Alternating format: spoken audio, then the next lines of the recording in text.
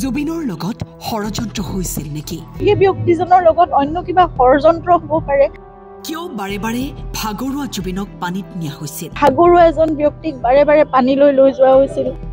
উচিত তদন্ত হোক বিচাৰিছে গৰিমা গাৰ্গে। একেবাৰে পানী নসৰকা যিটো কথা কয় তেনেকুৱা ধৰণৰ এটা নিখুঁত তদন্ত হোক আৰু আমি সকলো কথা আমি জানিব বিচাৰোঁ, অতি শীঘ্ৰে জানিব বিচাৰোঁ। সোণাপুৰত আজিও ভিৰ জুবিন অনুৰাগী। প্ৰতিদিনে ৫০ৰ পৰা ১ লাখ মানুহ হয় মৰমৰ শিল্পীগৰাকীৰ সমাধিস্থলী। আজি যোৰহাট যোৱাৰ পূৰ্বে সোণাপুৰৰ সমাধিস্থলীত উপস্থিত হৈ গৰিমা গাৰ্গ। জুবিনৰ যোৰহাটৰ ঘৰলৈ যোৱাৰ পথত সমাধিত শ্ৰদ্ধাঞ্জলি জনায় গৰিমা বৌয়ে। অনুৰাগীসকলক উদ্দেশ্যে কয়, প্ৰকৃতিৰ মাজত জুবিন সদায় শান্তিৰে জীয়াই থাকক। বৰষমৰ সপোন দেখিছিল জুবিনে। জুবিনক যদি সঁচাকৈ সকলোৱে ভাল পায়, সকলো এক হৈ থাকক। কবিতা, গীত, মাত, গান সকলো চৰ্চা হওক এই সমাধিস্থলীত। তেওঁৰ দৰে এজন ব্যক্তিৰ লগত কেনেকৈ এনেকুৱা এটা ঘটনা হ'ব পাৰে, যিজন ব্যক্তিয়ে নিজক সম্পূৰ্ণভাৱে উদঙাই থৈছে, সকলো আনৰ কাৰণে আছিল। সেই ব্যক্তিজনৰ লগত অন্য কিবা ষড়যন্ত্ৰ হ'ব পাৰে, অন্য কিবা তেওঁৰ পৰা লাভ কৰিবৰ বাবে কোনোবাই কিবা কৰিব লগা হ'ব পাৰে, এইবোৰ কথাটো মনলৈ নাহে। আৰু একদম নেগলিজেঞ্চ, মানে সেই ব্যক্তিজন তেওঁ জুবিন গাৰ্গ হয়, হ'ব পাৰে তেওঁ সকলোৰে ঘৰৰ মানুহ, তেওঁ সকলোৰে বাবে সকলোৱে সহজলভ্য এজন ব্যক্তি, সকলোৱে ওচৰ চাপিব পাৰে, কিন্তু তথাপিতো তেওঁ জুবিন গাৰ্গ। সেইজন ব্যক্তি, সেই ব্যক্তিজনক কেলে কেয়াৰ লোৱা নহ'ল ভালকৈ, তেওঁৰ যত্ন কিয় লোৱা নহ'ল?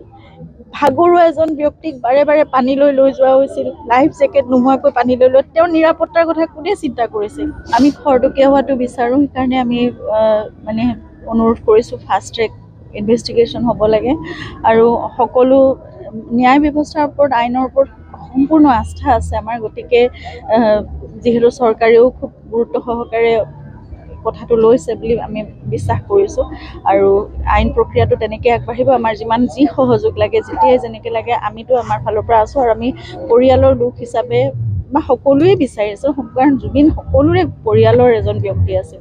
গতিকে সকলোৱে আমি বিচাৰিছোঁ যে সেইদিনা আচলতে ঘটনাটো কি হৈছিল আমি সকলোৱে জানিব লাগে, অতি শীঘ্ৰে জানিব লাগে। আৰু তেনেকুৱা তেওঁৰ দৰে এজন ব্যক্তিৰ লগত কেনেকৈ এনেকুৱা এটা ঘটনা হ'ব পাৰে, যিজন ব্যক্তিয়ে নিজক সম্পূৰ্ণভাৱে উদঙাই থৈছে, সকলো আনৰ কাৰণে আছিল। সেই ব্যক্তিজনৰ লগত অন্য কিবা ষড়যন্ত্ৰ হ'ব পাৰে, অন্য কিবা তেওঁৰ পৰা লাভ কৰিবৰ বাবে কোনোবাই কিবা কৰিব লগা হ'ব পাৰে, এইবোৰ কথাটো মনলৈ নাহে। আৰু একদম নেগলিজেঞ্চ, মানে সেই ব্যক্তিজন তেওঁ জুবিন গাৰ্গ হয়, হ'ব পাৰে তেওঁ সকলোৰে ঘৰৰ মানুহ, তেওঁ সকলোৰে বাবে সকলোৱে সহজলভ্য এজন ব্যক্তি, সকলোৱে ওচৰ চাপিব পাৰে, কিন্তু তথাপিতো তেওঁ জুবিন গাৰ্গ।